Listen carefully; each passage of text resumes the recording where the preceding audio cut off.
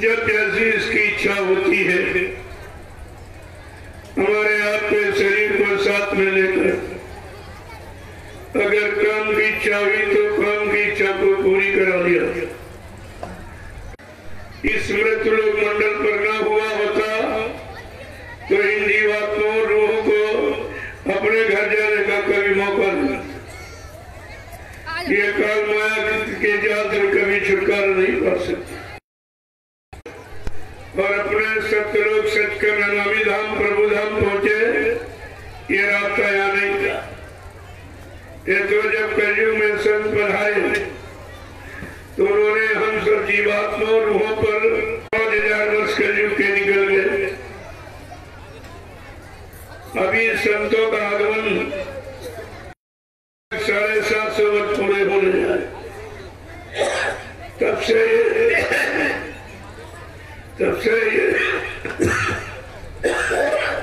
ये संत नाम सुनने को मिला। खोज भाग उनके ढींग जाओ गिरो चरणों में करो बंदगी निर्दिलाए। जब कहीं किस्मत से संत सदगुरु मिल जाए तो कहा जाओ उनकी कदम बोसी करो। उनके लेने के लिए ही आते और जितने संत आए इस कलयुग में सबने जगाने का काम किया। जीवों को जगह जगह के खड़ा किया। जिन्होंने उनको नानक पलटू रैदास तक के जीव पर हुए पहुंच नहीं पाए क्योंकि नामदान दोनों ने दे दिया लेकिन जीव ने सुमरन ध्यान भजन किया नहीं। माला फेरी अगर माला फेरते तो काल के फेरे से बच जाते। काल का फेरा चक्कर लगाते रहे। यही विषय भोगों सामान की माला फेरते थे लेकिन जीवात्मा के गुरुओं पर रहम करके लेके लोक मंडल पर आता है तो अपनी शक्ति सामर्थ्य के साथ आता है। वो जीवात्माओं को निधाम पहुंचाता है। हम सब जीवात्माओं सुप्तो रूह यहाँ से जाना नहीं होता और बीच के लोग तक पहुंच पाती क्योंकि सत्यलोक से आना जाना रहता है। संतों का आगमन सत्यलोक से होता रहता है। इसलिए ये अनोखा ये कार्य है इस मृत्युलोक मंडल का कि यहाँ सतयुग में हरि नाम, त्रेता में राम नाम, द्वापर में कृष्ण। उन्होंने उन लोगों बीच के लोगों का नाम का सुमरन किया तो बीच के लोगों तक पहुंच गए पुण्य कर्म करके। लेकिन लिखा पुण्य छीड़े मूत्र रखे। जब वो पुण्य छीड़ हो गया हो जाएगा तब जीवात्माओं का आवागमन वहां से आवागमन खत्म होता बीच से नहीं होता। देखो कितने कैसा सौभाग्य का समय मिला। ये नामी महाप्रभु प्रभु नाम लेके आ गए।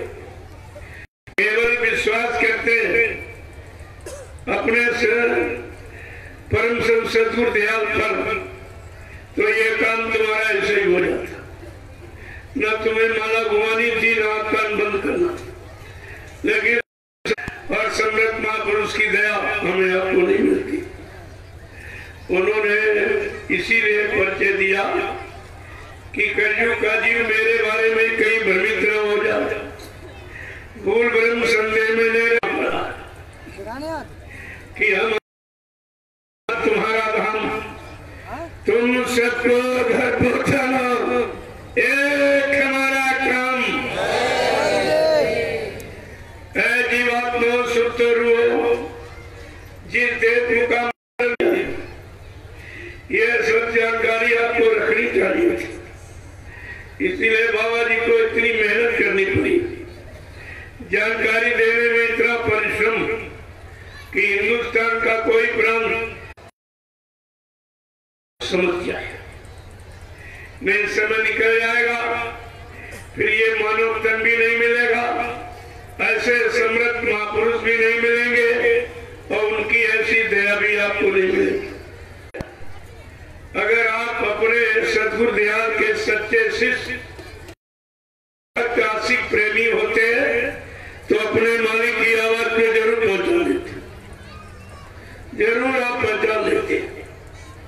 जिन्होंने अपनी आवाज 60 वर्ष इस हिंदुस्तान के सभी तो खुद नहीं, वो छूट नहीं सकता। इसीलिए कहा था बच्चा शंका मत करना, शंका बड़ी दुखदाई। अगर शंका परिवार में आ जाए, शिव बिरंत पूजे वो भाती, इतना कुलीन ब्राह्मण पुलस ऋषि के परिवार का, और जिसने अपनी अखंड आराधना साधना से ब्रह्मा विष्णु महादेव को, तो आपने अपना कितना भारी नुकसान किया। इतिहास वर्तमान की मजबूती के लिए लिखा जाता कि तुम अपने वर्तमान को कहीं भूल न जाए। ऋषि मुनि योगी महर्षियों का अवतार, तो कलयुग का युग तो सबसे अच्छा होना चाहिए, जिसके अच्छे बनने के इतना बड़ा इंतजाम, इतने इतिहास, इतने मतलब नहीं व्यवस्था। लेकिन अफसोस के साथ सदगुरु दयाल ने ऐसे कमजोर गंदे कलयुग के जीवों पर दया किया। इसीलिए तो लिखा कलयुग समयान युग जो नरकर विश्वास, कलयुग के समान कोई अच्छा नहीं, बिना विश्वास के कोई। आप लोग सत्संग में आए हो तो घर वालों पर विश्वास है तभी तो छोड़ के आए। अगर विश्वास न होता, ये सोचते सत्संग में जाऊंगा तो हमारा घर ही खत्म हो जाएगा। सामान्य न भाई भाई, न राजा को रैयत, न रैयत को राजा पर विश्वास, न गुरु को शिष्य पर, न शिष्य को गुरु पर विश्वास। एकदम विश्वास खत्म, और विश्वास खत्म हुआ काम भी देखा।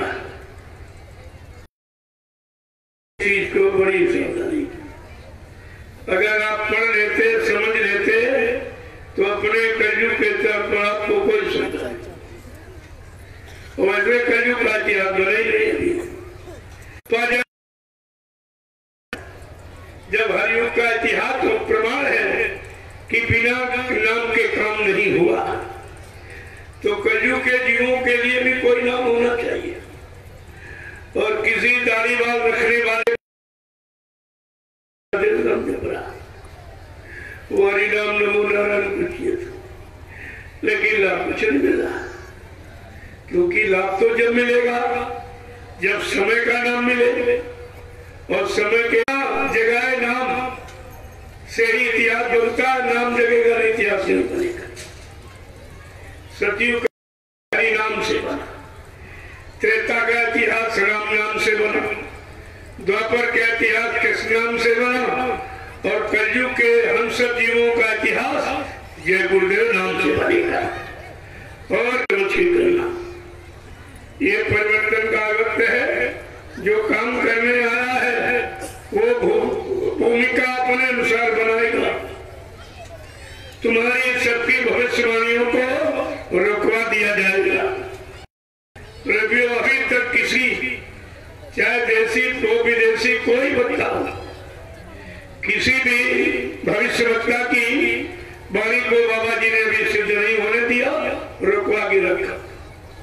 ये है सभी होगा जो भूत भविष्य वर्तमान सब हो जाता, जो अपनी जीवात्मा को जगा लेगा, परमात्मा से मिला लेगा। जब जीवात्मा जगेगी और जीवात्मा का दिव्य कान नाक खुल जाएगा, तब वो भूत भविष्य वर्तमान सबको देखेगा, अपने जगह से बैठ कर सबको देखेगा। तो कहा कि सब जितने देशी विदेशी भविष्यवाणियों को रोक के रखा गया है। क्यों? परिवर्तन समय के अनुसार होगा। तुम्हारी भविष्यवाणी एक आइडिया अंदाज से बता रहे हो, लेकिन जो त्रिकालदर्शी महापुरुष ऐसा अजीबोगरीब परिवर्तन होगा जिसको मानव न समझ सकता है, कर सकता, न विश्वासी कर सकता।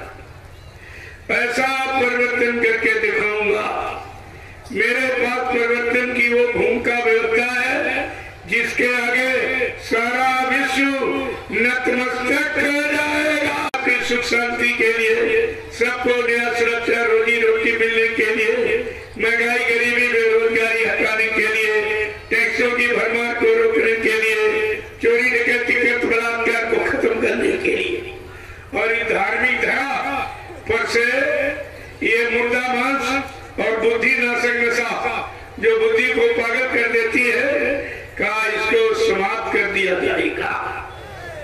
बाबा जी ने एक छोटा सा इशारा किया था कि परिवर्तन हमेशा उत्तर प्रदेश से होता। ये उत्तराखंड अब तो इन लोगों ने काट पीट बंटवारा कर दिया। ये हरिद्वार ये सब उत्तराखंड ही है, ये पूरा उत्तर प्रदेश वहां तक, और ये भूमि परमात्मा खुदा को भी प्यारी है। अन्य विश्व के तमाम देश, लेकिन अन्य देशों की अपेक्षा इस भारत भूमि खासकर उत्तर प्रदेश में ही भगवान खुदा ने जन्म दिया है। ये भगवान खुदा को प्यारी भूमि है, और उसी भूमि पर हमें आपको जन्म मिल गया, और हम आप कितने भाग्यशाली हैं। लेकिन जब भाग्यशीलता का कुछ परिचय दोगे तब तो आप भाग्यशाली माने जाओगे। ये भूमि भगवान को भी प्यारी, और परिवर्तन उत्तर प्रदेश ही होगा। उत्तर प्रदेश बदल जाएगा, सारा हिंदुस्तान बदल जाएगा। जब बदल जाएगा, सारा विश्व बदल जाएगा। बाबा जी ने एक छोटा सा संकेत इशारा किया था कि बदली हिंदुस्तान तो बदली होंगे शाकाहारी, छोटे बड़े अधिकारी होंगे शाकाहारी, मांस मदिरा अंडा की न रही है अब दुकान, तो बदली जाई दुनिया। एक इशारा किया था अब की जो आपने मार का हिंसा किया है, ये कुदरत के बनाए जीवों को मारा काटा। जब तुमने किसी जीव को बनाया नहीं है तो मारने काटने का अधिकार किसने दिया? यही गुनाह पाप जो अपने सिर पे लादे बैठे हो, और इसी गुनाह पाप के भुगतान के लिए 484 लाख नरकों की योनियों में बार बार जन्म लेना पड़ता है। ये जन्म मरण का कारण है। तो इशारा तो कितना व्यवस्था कि छोटे बड़े कर्मचारी, अधिकारी, प्रधानमंत्री, राष्ट्रपति, मुख्यमंत्री, राज्यपाल सबके लिए आराम है। ये सब आगे, और शाकाहार का प्रमाण पत्र लेना पड़ेगा, तभी ये सेवा के लिए खड़े हो सकते हैं। ऐसा कानून बना हुआ। बाबा जी ने वो सतयुग, जो सतयुगी विधान बनाया है, जो सतयुग में लागू होगा, वो 88 पेज का अपने हाथ से लिखा दूरदर्शी संविधान, जो भारत की गरीबी को दूर करेगा, बेरोजगारी को दूर करेगा, कष्ट मुसीबत को दूर करेगा, लड़ाई झगड़े को दूर करेगा, और टैक्सों की भरमार को दूर करेगा। ऐसा संत महापुरुष का दूरदर्शी संविधान 88 पेज का। कहा था बच्चा, केंद्र में 25 महात्मा होंगे, ये नेता फेता नाम खत्म, प्रधानमंत्री राष्ट्रपति नाम खत्म, सांसद विधायक कोई नहीं, ये सब नाम गंदे थे, और इन्होंने गंदे कर्मों के सिवा कोई काम किया। सब जनता को धोखा दिया, वादा खिलाफी किया, और जो कहा कुछ किया नहीं है। इसलिए ये सब जिंदगी खत्म, केवल सेवादार रहेगा। केंद्र में 25 महात्मा होंगे। उसी तरह से प्रांत, जिले, तहसील, ब्लॉक और ग्राम सभा या पंचायतों में होंगे, और जगह जगह जो आश्रम बनवाए गए हैं, ये कार्यालय होंगे। इन्हीं से बैठ करके सतयुगी व्यवस्था का संचालन किया जाएगा। तब सबको न्याय मिलेगा, सबको रोजी रोटी मिलेगी। कोई गरीब आदमी अमीर का, कोई हिंदू मुसलमान जाति का आरक्षण नहीं होगा। आरक्षण होगा योग्यता का। अगर वो योग्य है और चरित्रवान है, शाकाहारी सदाचारी और सच्चा ईमानदार और त्यागी तपस्वी है, ये आरक्षण तो मतलब उसको समझ दिया जाएगा। और 5 वर्ष अगर वो जनता की सेवा करेगा, उसको अपने परिवार से मिलने नहीं दिया जाएगा। बाल बच्चों की देख रेख वो खजाने से होगी, वो सरकारी खजाने से उनकी व्यवस्था होगी। केवल उसको वो जनता की सेवा एक काम करेगा। और बाबा देखते जिसको बना दो सांसद विधायक, सारे धंधे वही चला रहा, सारे फार्म बड़े बड़े उन्हीं के, सारे मिल फैक्ट्री से उन्हीं की। ये बताइए आप एक आदमी कितना काम कर सकता?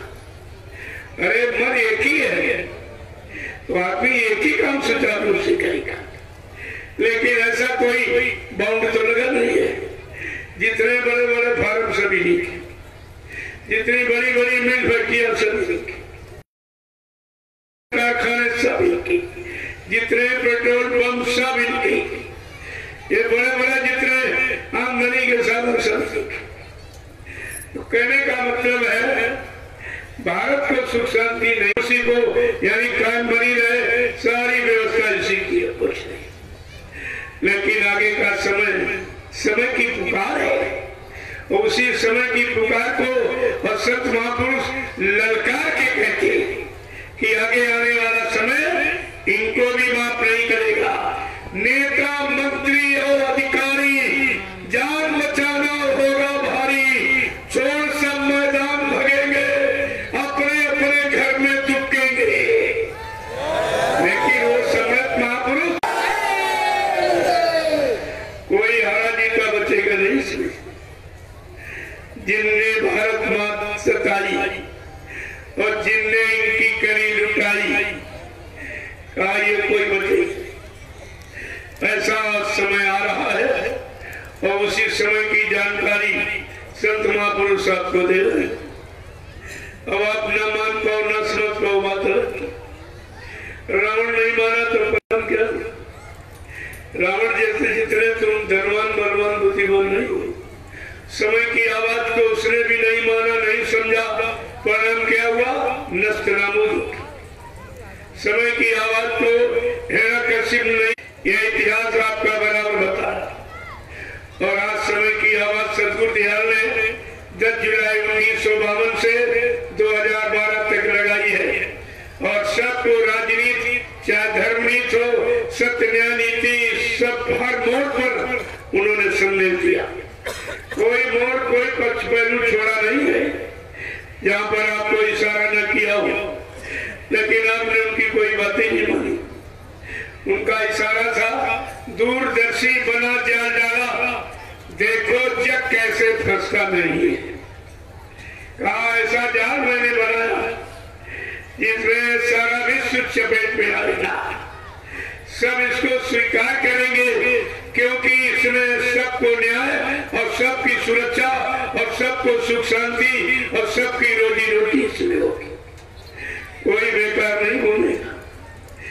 स्कूल कॉलेजों की दूरदर्शी में होगी कि विद्यार्थी जैसे स्कूल से निकलेगा, एक हाथ में डिग्री और एक हाथ में अपॉइंटमेंट लेटर। एक दिन के लिए युवा शक्ति का दुरुपयोग नहीं होगा, क्योंकि 70, 80, 90 साल तक जब यही कुर्सी पर चिपके रहेंगे तो इन जवानों को मौका कैसे मिलेगा? अरे जब कानून इन्होंने बना दिया, लेकिन कानून केवल क्या भारतीय संविधान या भारतीय सिद्धांत या भारतीय कानून यही कहता है? अरे इसको प्रजातंत्र मानेंगे आप? प्रजातंत्र का केवल ढकोसला है। प्रजातंत्र माने प्रजा का ढांचा, प्रजा की ही व्यवस्था, और प्रजा को अपना दुख कहने तक का अधिकार नहीं, रोने तक का अधिकार नहीं। जब तुम्हें होगा, तुम अपना दर्द कहलाने के लिए एक किराए का टट्टू, वकील जिसे कहते हो, वो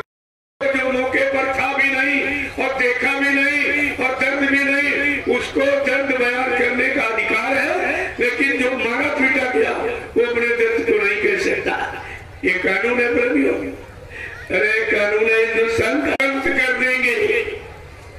कहा पहली बात हमने आपको मौका दे दिया, इस भारत की जनता को न्याय दे दीजिए। तुम इससे चंदा नोट वोट लेते हो, महंगाई गरीबी सब इस पर लाते थोपते हो, इस पर लाभ देते हो, तो कम से कम भारत की जनता को न्याय दे दीजिए। अगर आप लोग न्याय नहीं दे पाओगे और ये न्याय पालिका अगर संतों के हाथ में चली जाएगी, बेरोजगारी नहीं हटा पाए और टैक्सों की भरमार को नहीं रोक पाए, तो ये बागडोर संतों के हाथ में चली जाएगी।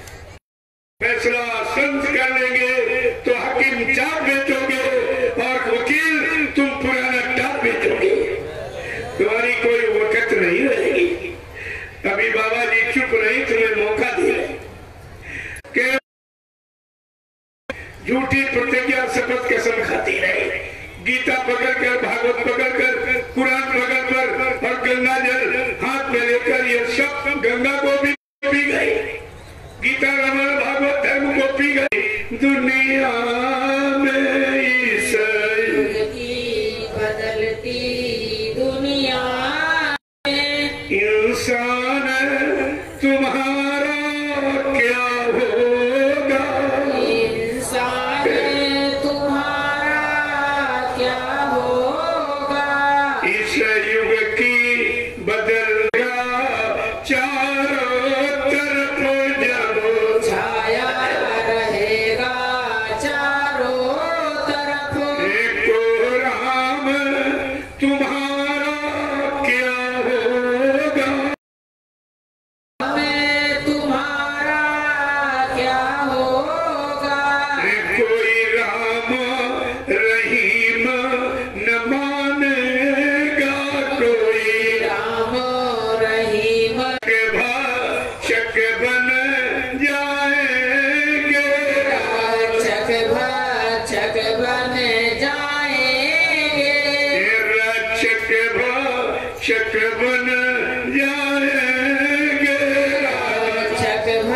रक्षक बन जाएंगे।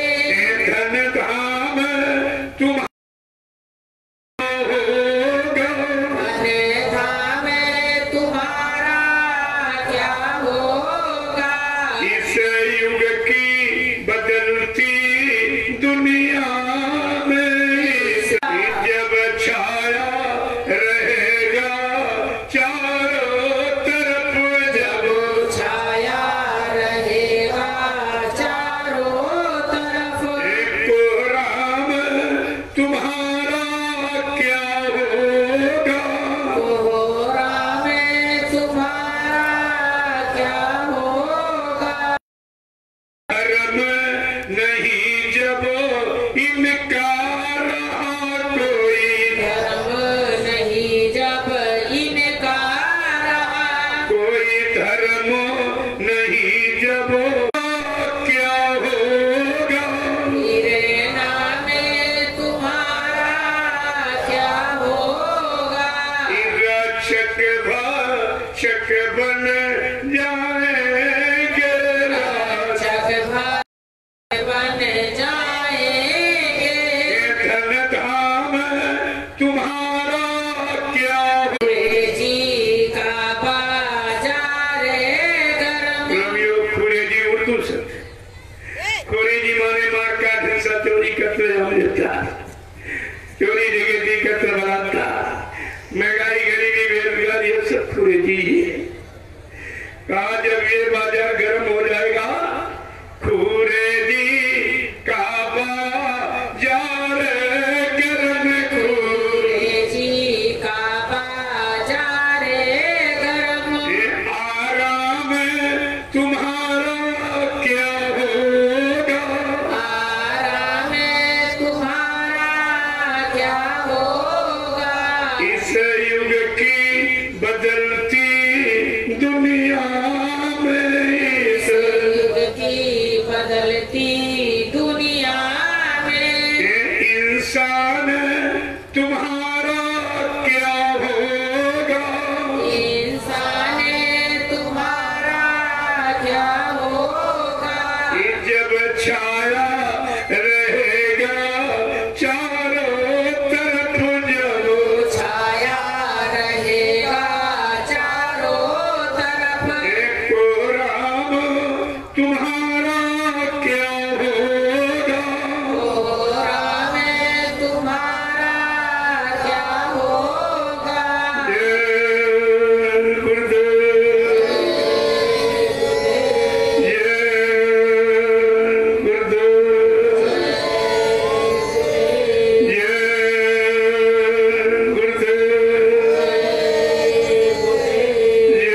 गुरुदेव। नाम किसका, जय गुरुदेव। नाम किसका, जय गुरुदेव। नाम किसका, प्रभु का प्यारा नाम। उपस्थित सत्संगी प्रेमी ग्रामवासियों, मैं आज आपसे एक अपील करूं, एक प्रार्थना करूंगा कि आज हमको अपने थोड़ा सा समय दे दीजिए और कुछ नहीं।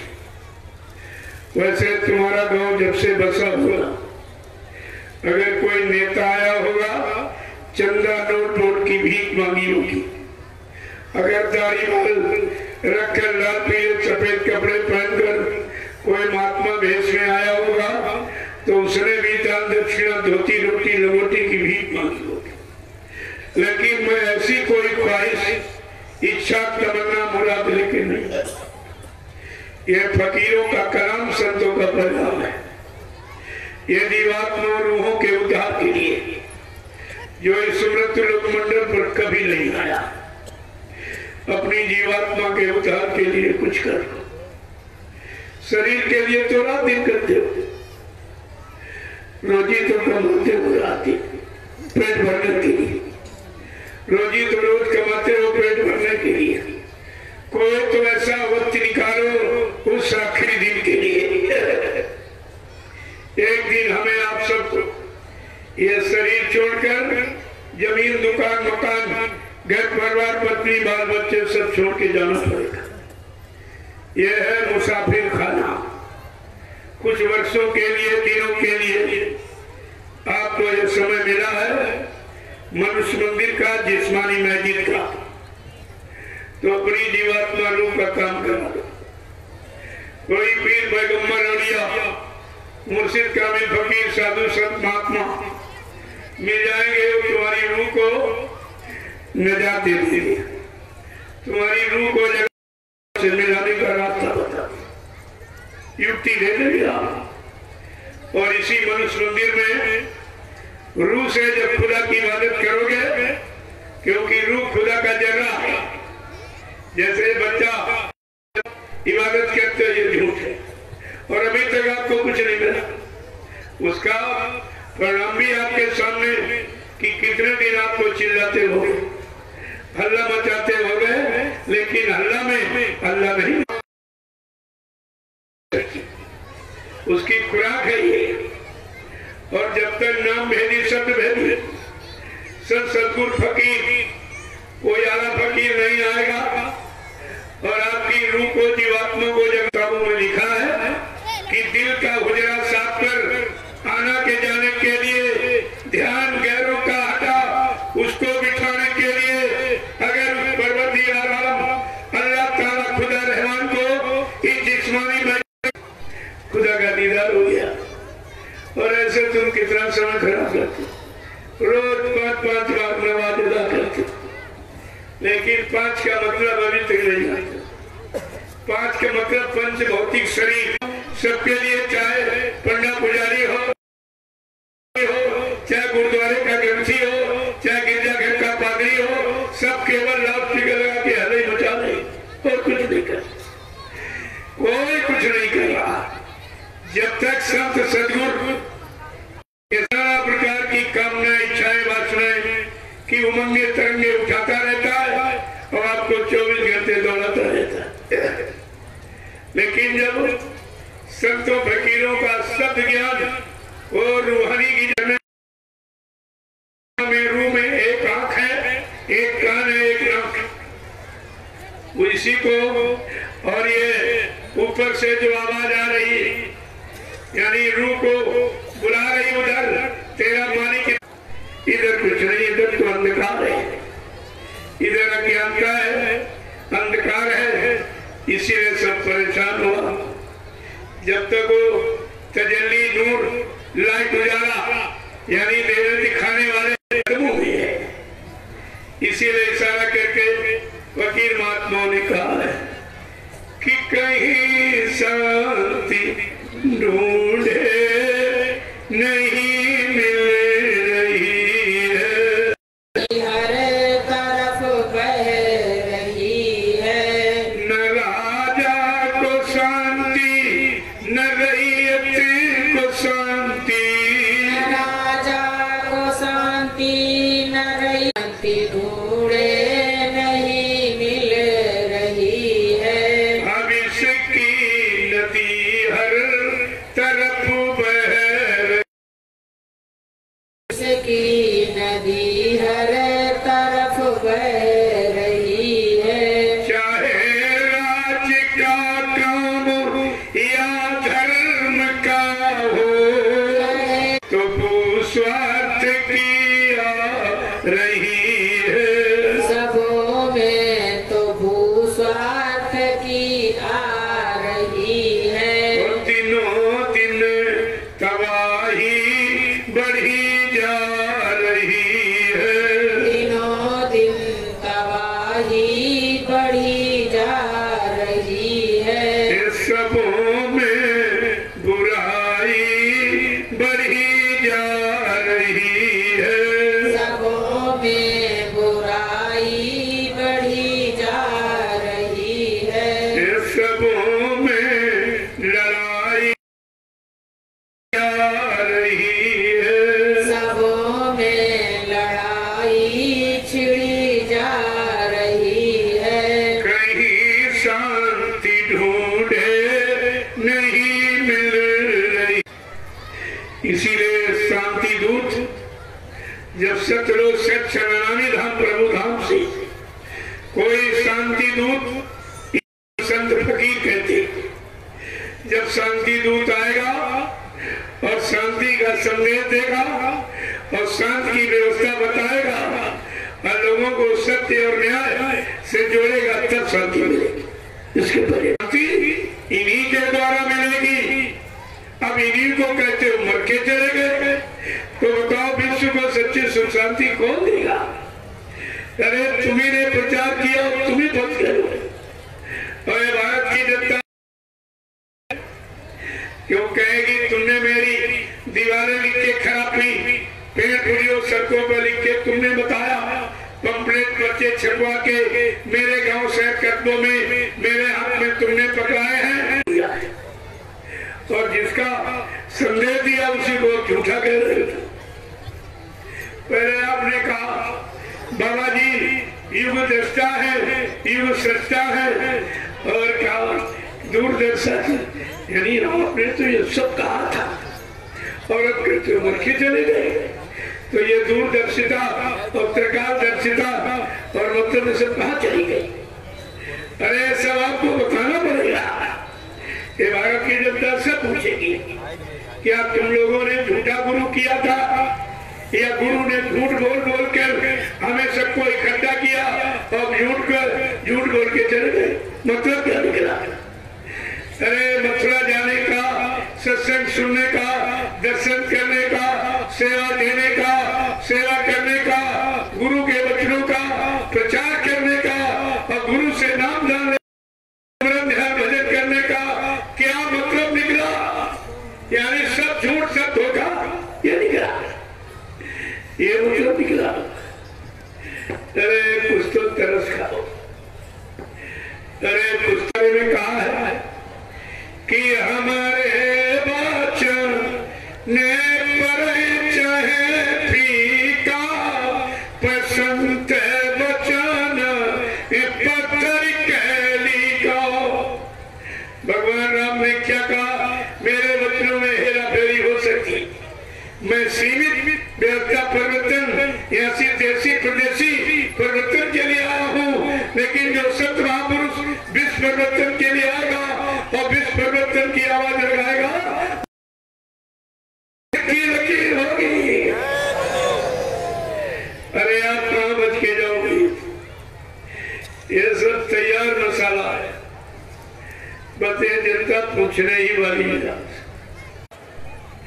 10 जुलाई 1952 से 2012 था। जैसा जो जुड़ता गया बीच में प्रचार करता गया और तुम्हारा प्रचार झूठा हो रहा, तुम अपने वचनों में फंस रहे हो। आप जवाब क्या दोगे भारत की जनता? ये भारत की जनता का इतिहास नहीं आपने तो पढ़ा। जब राजे महाराजे बादशाह जमींदार लोग राज करते थे, ये भारत की जनता जब इनके राज रहस्य को समझ गई, इनकी चालाकी चंडाई को, तो कान पकड़ के गद्दी के नीचे उतार दिया और अभी तक बैठ नहीं पाए। ये है भारत की जनता। आजादी का इतिहास जो तुम्हारे सामने लिखा गया, कितना खून खराबा हुआ, कितनी माताएं निपूती हो गई, कितने बहनों का सुहाग लुट गया, तब आजादी का दर्शन हुआ था। और आजादी बेचारी आज बर्बादी की कगार पर खड़ी होकर रो रही है। जब भारत की जनता ने इस खून पसीने के, इस मारकाट और खून खराबा के राज को समझ लिया, अंग्रेज बहादुर थे, न्यायी थे, लेकिन 12 बजे रात को हिंदुस्तान छोड़ के भागना पड़ा। प्रेमियों, इन चोरों को भगाने में कितनी देर है, लेकिन तुम खड़े तो हो जाओ, अपनी जगह खड़े हो जाओ और सुमरन ध्यान भजन में लग जाइए। देखिए सब तुम्हारे सामने सच्चाई आके खड़ी हो जाएगी।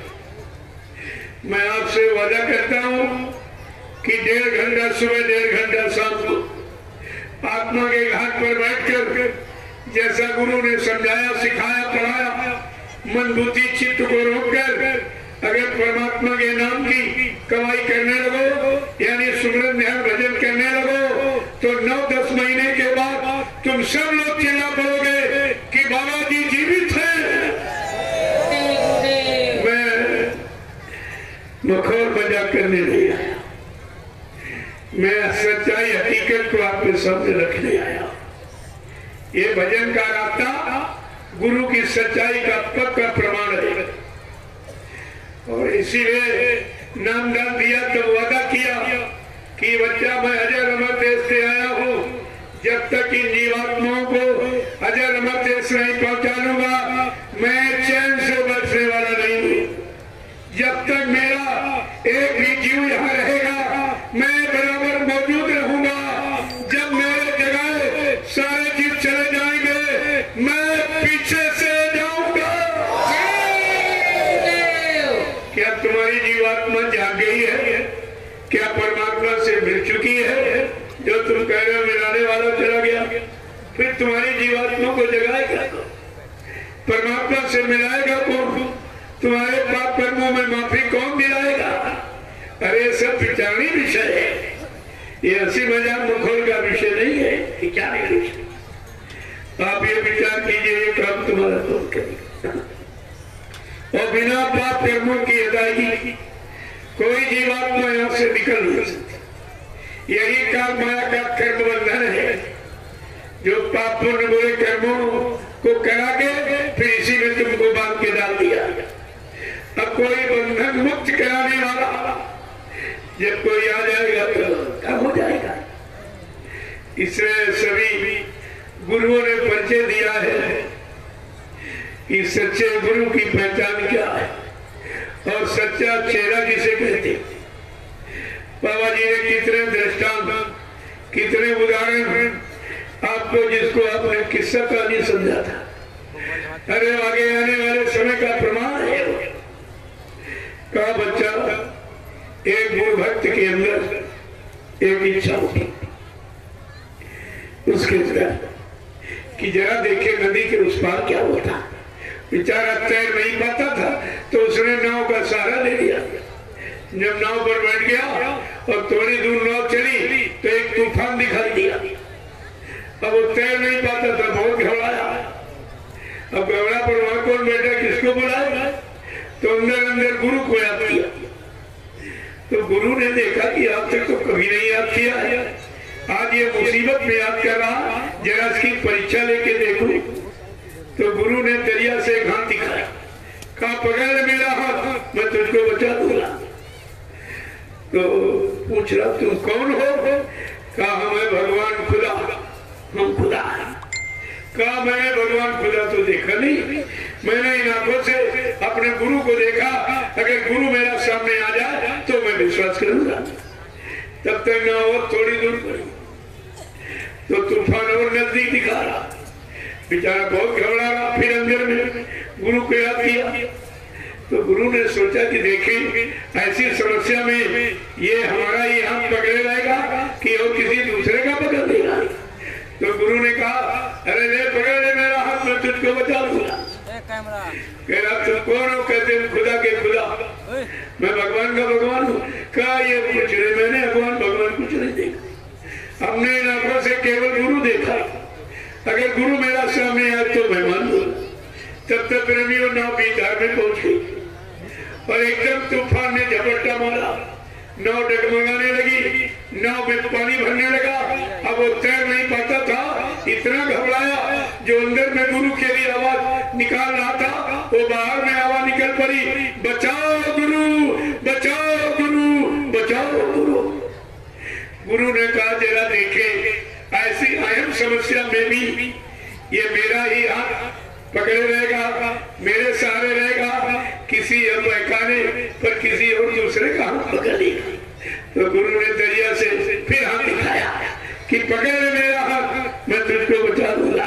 कहा तुम कौन हो जो बार बार बचाने की बात कहते हो? कहा हमारे दादा गुरु, कहा हमने इनको भी नहीं देखा, हमने गुरु देखा है। प्रेमी ऐसी आस्था, ऐसा विश्वास, ऐसी दृढ़ता और मजबूरी जिस शिष्य को अपने गुरु पर होती है वो गुरु की दया पाने का पूरा अधिकारी बनता है, उसको दया मिलती है। तुम्हारे जैसे भगवानों को थोड़ी दया मिल जाएगा, इधर भगिया उधर भगिया उधर, चेले को गुरु मान लिया उनको गुरु। तुम्हारी कोई क्वालिटी है कि नहीं है? तुम्हारी कोई क्वालिटी है? एक समय का जिक्र है कि गुरु अपने दो चेलों को लेकर निकले कि चलो इनको नाम की महिमा, गुरु की महिमा बता दो क्या होती। पेट की आराम करने लगे। चेला कह रहा हुजूर भूख बहुत लगी, बहुत तेज भूख लगी। कहा जाओ गांव से रोटी मांग के ले आओ। कहा सरकार ऐसे रोटी कौन दे देगा?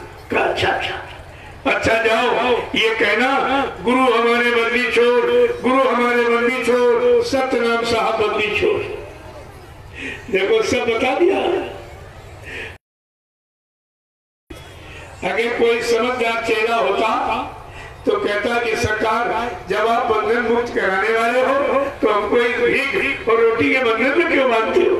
लेकिन वो सब खाने पीने वाले थे, ऐसे पड़ जाता।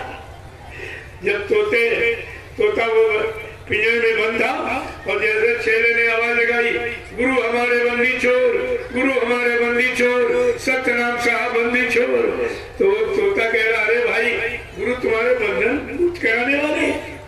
तो मेरा संदेशा अपने गुरु से कह देना कि हमको लोगों ने जबरदस्ती ये पिंजरे में बंद कर दिया, मेरा बंधन कैसे कर? नहीं समझ पा रहा कि अभी तोते ने गुरु को देखा नहीं और कानों से सुना भी नहीं और फिर भी गुरु पर विश्वास कर रहा कि अपने गुरु से कह देना कि मेरा बंधन कैसे है। कहाँ कहते जब शाम को बोले तो मेरे गुरु अपने गुरु से मेरा संदेशा कह देना कि मेरा बंधन कैसे मुक्त, मुझे बंधन से कब मुक्ति मिलेगी। और गुरु ने बता तो दिया लेकिन वो चेला नहीं सुनता। धड़म से जमीन में लेट गए, दोनों हाथ पैर ऐसे फैला दिए। चेला दोनों सोच रहे कि गुरु जी बीमार हो गए क्या कोई मूर्छा का साथ। एक चेला आंखों में पानी मांगने खाने लगे। देखो ये स्वार्थी लोभी लालची चेले, इनको तो केवल गुरु से दौलत चाहिए, मान सम्मान सामान चाहिए और बंधन छुटकारा कुछ नहीं चाहिए। लेकिन फिर वो मांगने खाने लगे। जब दोबारा राउंड चक्कर उसी दरवाजे का पड़ा, इन्होंने फिर आवाज लगाई चेलों ने। तो तोता कह रहा अरे भाई तेरा संदेशा का गुरु जी एकदम जमीन पर गिर गए, हाथ पैरों को ऐसे फैला दिया। तोता कह रहा अरे गुरु ने जुत्ती बता दी, हमको यही करना चाहिए।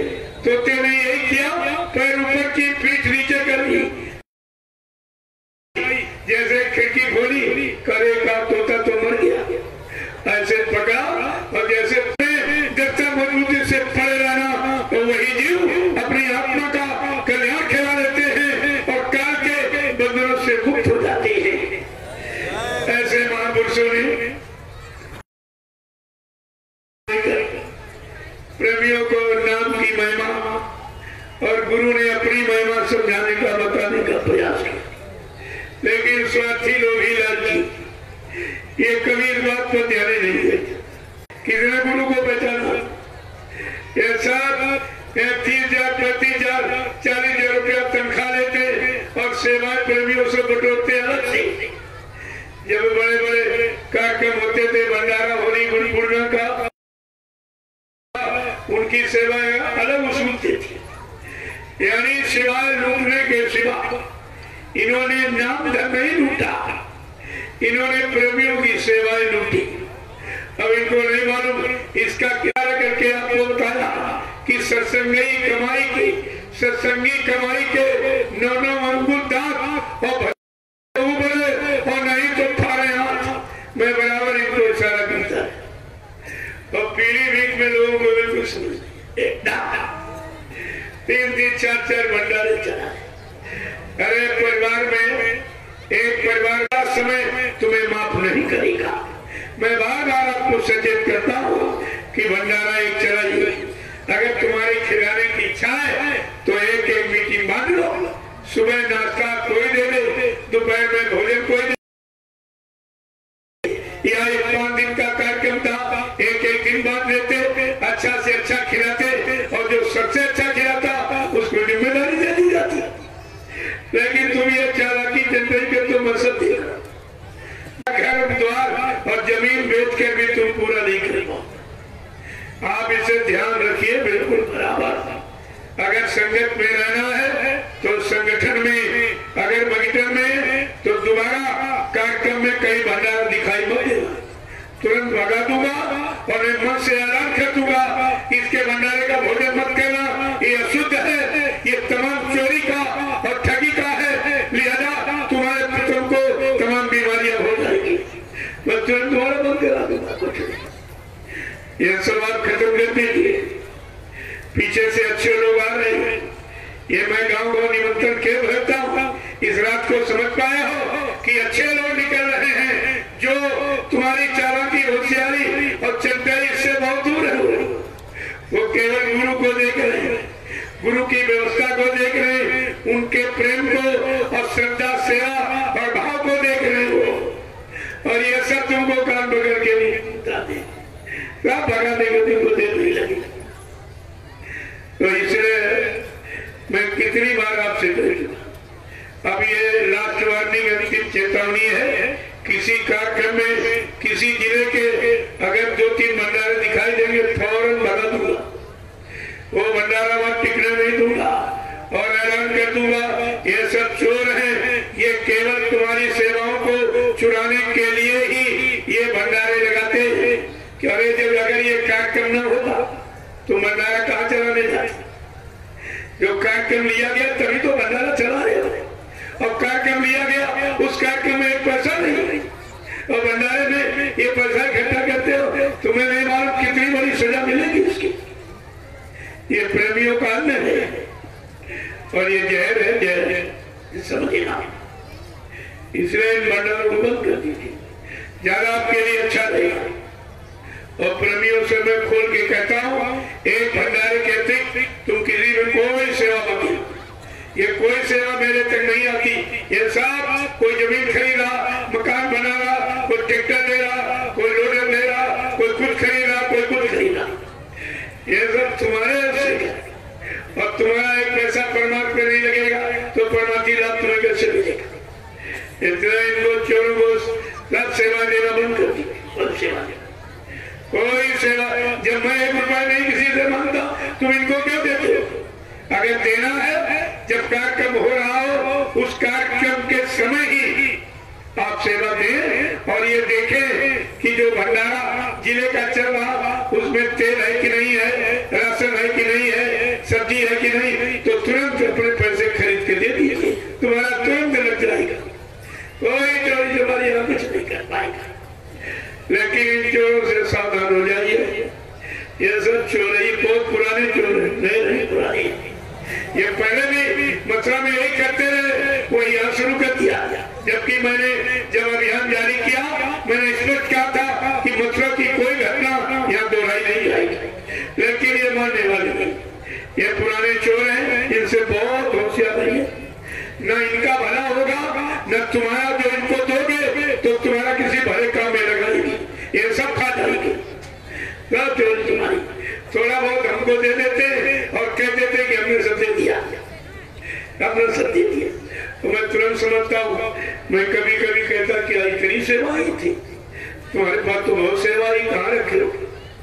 एक जगह ऐसे ही कार्यक्रम हो रहा था, तो बीच में प्रेमी आए, कह रहे हैं सरकार बोलो अरे राशन कम हो गया। कैसे कम हो गया? तुम्हारे जिले में कार्यक्रम हो रहा, जिले वालों सबने सेवा दी है। कहना नहीं राशन कम हो गया। हमने कहा जो ट्यूबवेल में 124 बोरी तुमने चुरा करके और संगत से छिपा कर जो गला रखा उसको निकाल दिया, फौरन निकाल के उसको। मैं अभी सब बता दूंगा, बाद में कहो कि हमारी व्यक्ति का हमारी बदनामी कर दिया। ये मत सोचो, जिसने अभियान जारी किया वो सब कुछ जानता। आपसे नहीं कहा जा रहा चलो ठीक हो जाओ, अब सुधर जाओ, अब सुधर जाओ, ठीक हो जाओ, लेकिन तुम बड़ी आदत से बाजी नहीं आती। कितना समय कितने कार्यक्रम, कौन कितना, यानी कितने कार्यक्रम पीलीभीत में हो गए, और इसी बरखेड़ा में तीसरा कार्यक्रम। ऐसा नहीं मैं बोलता नहीं हूँ, मैं उस समय भी तुम्हारी सब हरकत देखता, और आज ये राष्ट्रीय कार्यक्रम मैंने इसलिए दिया। राष्ट्रीय कार्यक्रम पूरे जिले के प्रेमियों के लिए होता और सब प्रेमियों को सेवा करने का मौका मिला। और आप लोग अगर अपने 50-50 रुपए इनको चोरों को क्यों देते? 50-50 रुपए अगर इतने लोग बैठे हो और सब अगर कार्यालय में अभी जमा कर देते आप, तो इससे पूरा कार्यक्रम हो जाता और 50 रुपए में भी तुम्हारा परमात्मा बन जाता। 50 रुपए तुम पान बीड़ी तंबाकू थूक के फेंक दीजिए, इतने में ही काम हो जाए, और तुम तो हजारों हजार देते हो कुछ नहीं। ये सब खाचार के बराबर है। इन चाटकारों को कभी पैसा मत देना, हमारी बात में तुम भी भोगोगे। अगर तुम्हारा धन जैसी जगह लगा देंगे उस पाप के भागी तुम भी बनोगे, ये ध्यान में रखना। पहली बात तो हमारे यहाँ कोई सेवा नहीं, मैं कोई सेवा की बातें नहीं करता, किसी तरह की सेवा नहीं, और कोई अध्यक्ष मंत्री नहीं बनाता, कोई वक्ता प्रवक्ता नहीं बनाता। मैं तो कहता केवल सेवादार बनो और भजनानंदी बनो। परिवर्तन सेवादारों से, भजनानंदियों से, अध्यक्ष मंत्रियों से, वक्ताओं से, नेताओं से या इन चाटकारों से परिवर्तन नहीं होगा। आप ये हमेशा ध्यान रखिए। इसलिए हमको कहने जो बात नहीं कहनी चाहिए वो भी कहनी पड़ती, मन से हमें कहनी पड़ती है। प्रेमियों, ये जमीन कितनी बादशाह, क्या कभी किसी को मालूम था इस जमीन पर इतना बड़ा सैलाब आ जाएगा? ये इनके पूर्वजों की पुण्य कर्म की कमाई है। कितना बड़ा सौभाग्यशाली वो व्यक्ति है जिनकी ये बनाई व्यवस्था पर इतना बड़ा कार्यक्रम, परमार्थ का शुद्ध संदेश हो रहा, और 5 दिन सुबह शाम प्रेमियों ने बैठकर सुमरन ध्यान भजन किया, यानी ये तीर्थ बन गया। तो इस जमीन पर आगे इसका विकास होगा। ये जमीन का विकास होगा, ऐसे नहीं है, ऐसे थोड़ी है कि फसल काट कर आपके बैठने के लिए जगह बना दी गई।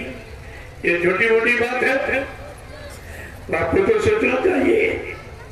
और इसमें आगामी एक गुरुदेव नगर बसेगा, इस पर गुरुदेव नगर बसेगा, और आप इस पर ध्यान दीजिए, देखिए। और तुम्हारे जिले का ये सबसे प्रसिद्ध स्थल का कितना बड़ा काम हो रहा है, समय का कितना बड़ा संदेश हो रहा है, जनहितकारी कल्याणकारी संदेश हो रहा है, और सारे कस्बों में खुशहाली फैल गई है। क्योंकि प्रसाद कोई नहीं कभी देता। अगर तुम प्रसाद का डिब्बा लेके जाओ मीठे का, तो पुजारी डिब्बा रख लेगा, थोड़ा उसी में से तुमको देगा, तुम्हारे में से तुमको लौटा देगा। अपनी तरफ तो कोई प्रसाद बना के नहीं थी, तुम्हें प्रसाद कभी मिला ही नहीं। अरे प्रसाद बनाया जाता है थोड़ी है, ये सदगुरु दयाल का संकल्प है। जहाँ उनके संकल्प को दोहराया जाता है, उनकी दुआ शामिल की जाती है, वो प्रसाद जीवों के काम आता है। कितना लड्डू बटा कृष्ण। और आज ये कन्याओं को जो दिया गया, कन्यादान महादान, सबसे बड़ा दान। और आप लोग अगर यहाँ कन्याओं के दान में अपनी गाड़ी कमाई शामिल कर देते और इन चाटकारों को देकर क्या मिलाते, यह लाभ मिल जाता तत्काल। कन्याओं को महाप्रसाद दिया गया और बरकत लगभग 50,000 रुपए हमने बांट दिए। तुमने हमें क्या दिया? कुछ मांगा हमने तुमसे? जो प्रेमियों ने जबरदस्ती दिया वो मैंने बांट दिया। अब तुम्हारी देखो तो जो 1, 2, 10, 20, 50 देते हो, आज मैंने सब तुम्हारा दान में और अभी कन्यादान में और सच्चे परमार्थ में और महाप्रसाद में लगा दिया तुम्हारा, क्योंकि हमें जरूरत नहीं है। मैं तो बहुत खोल के कहने वाला व्यक्ति हूँ, हमको तुम्हारा 1 रुपया भी नहीं चाहिए। न मैंने पहले भी कभी किसी से नहीं मांगा और अभी नहीं मांगता, क्योंकि हमारे गुरु ने हमें भिखारी बनाया नहीं है। नामदान दिया, कहा जल्दी से जीवात्मा को जगा लो, जाग जाएगी। उस महात्मा के कदमों में हिंदुस्तान के लोग अपनी सारी यानी मतलब दौलत को न्यौछावर करके, ये तो न्यौछावर कर रहे हैं, प्रेमी फेंक रहे। तो हम कहते हैं हमें जरूरत नहीं। ऐसा कोई कहेगा आज कलयुग में कि हमको धन नहीं चाहिए, हमको सम्मान नहीं चाहिए, और मैंने सारे हिंदुस्तान में मंच पर खड़े होकर ऐलान किया, न मेरे कोई पैर छूना, न मेरे हाथ में 1 रुपए पैसे सामान देना। हमको इसकी बिल्कुल जरूरत नहीं, हमको तुम्हारी सबकी जरूरत है। जितने तुम बैठे हो तुम्हारी इज्जत की, वो हिंदू मुसलमान तुम कुछ अपने को कहते हो, लेकिन तुम्हारे अंदर रूह खुदा की है और आत्मा परमात्मा की है। हमारा रिश्ता, हमारा संबंध तुम्हारी जीवात्मा रूह से, तुम्हारी जात पात से है। तो इसलिए कहते हम समझिए, कोई इस तरह का ऐलान कर रहा है हिंदुस्तान कि हमें पैसा नहीं चाहिए, हमें सम्मान नहीं चाहिए। यहाँ पैसे और सम्मान के लिए तो और लगी हुई है, चाहे किसी को मारना पड़े, काटना पड़े, लूटना पड़े, कुछ भी करना पड़े, लेकिन पैसा आना चाहिए। जहाँ इस तरह की हविष फैल गई हुई, उसी के भी आपको ये भी संदेश मिला कि आपको कुछ नहीं चाहिए, क्योंकि मेरा कोई खर्चे नहीं। 1 नया पैसा में जो आप देते हो, मैंने 1 नया पैसा खर्च नहीं किया, क्योंकि रोटी आप ही दे देते हो, 1 रोटी खाता हूँ वो आप ही देते हो, ये कपड़े पहले बैठे आप ही देते हो, ये गाड़ी है ये भी आप ही ने दी, सब कुछ है। जब तुम्हारा है और तुम्हारे काम में लगा हुआ कि जितनी जल्दी हो जाए, ये गाड़ी भी तुम्हारे काम में, सबको यानी घूम घूम करके सारे हिंदुस्तान में गुरु के बच्चों की याद कराई जा रही, सब उसी में लगी जा रही है। यह सब तुम्हारे काम का, और आप फिर भी नहीं समझ पा रहे हो। और वहां सेवाएं इतनी देते हो, और यहाँ दर्शन में आते हो तो 1 रुपया 10 रुपए देते, 10 रुपए। 10 रुपए में भी कहा जाना चलो तुम्हारा उसी पर मत बन जाएगा। यहाँ तो 1 रुपए की भी जरूरत नहीं। कहने का मतलब यह है, जहाँ सच्चा काम और अच्छा काम और सबके हित का और सबके भले का, वहाँ कुछ नहीं, वहाँ कुछ नहीं, बाकी ये सब लूट नहीं। इसलिए आप इसको ध्यान में रखें। एक भंडारा हर जिले में होगा। अगर तुम्हें बहुत खिलाने की, अच्छा खिलाने की इच्छा कि अच्छा नहीं खिलाते हो अच्छा, तो अपनी ड्यूटी बांट लो। सुबह नाश्ता 1 दे दे, दूसरा दोपहर का भोजन, तीसरा शाम का भोजन दे, तुम्हारा सबका हो जाएगा। लेकिन चूल्हा एक ही जलेगा, चूल्हा एक ही जलेगा, भंडारा एक ही रहेगा, क्योंकि 4 चूल्हे में 4 गुना खर्चा बढ़ जाता, 4 गुना खर्चा बढ़ जाता है। और ये खर्चा फिर तुम्ही से वसूल करेंगे कि हमने वहां भंडारा लगाया, इतने लाख खर्चा, और तुम तो लिखा पढ़ी करते नहीं हो, जितना बता देंगे आप दे दोगे। धीरे धीरे इनकी आदतें खराब हो गई लेने की। इसलिए एक भंडारा रहेगा। आप अगर अच्छा भोजन देना चाहते हो तो एक दिन दिन हम खिलाएंगे, एक दिन हम खिलाएंगे, सबका हो गया, लेकिन चूल्हा एक ही जलेगा। ये पिक्चर यहाँ नहीं होगा, इसको बड़ा ध्यान में रखिए। अब मैं और सक्रिय कदम उठाने वाला, हमको एक भीड़ की बिल्कुल जरूरत नहीं है। मैं भीड़ लगाने निकला ही नहीं, भीड़ तो मथुरा में इतनी लगी जिसकी कोई गणना गिनती नहीं। उस भीड़ से आपको क्या मिला? शंका संदेह भूल भ्रम, लेकर घर वापिस आ गए हो, वहां भी कुछ नहीं मिला, यहाँ भी कुछ नहीं मिलेगा। मैं तो एक हनुमान और एक विभीषण की तलाश के लिए निकला हूँ। जिस दिन एक विभीषण हनुमान मिल जाएगा, लंका का काम हो जाएगा और रावण की सारी सेना बेकार हो जाएगी। ये भीड़ कोई काम आने वाली नहीं है। अब इसी भीड़ में संदेश हो जा रहा, लेने वाला कोई न कोई बिल्ला बैठा होगा, वो ले लेगा, उसी के वास्ते तो संदेश ही हो रहा है। आपको हमेशा ध्यान में रखेगा। जय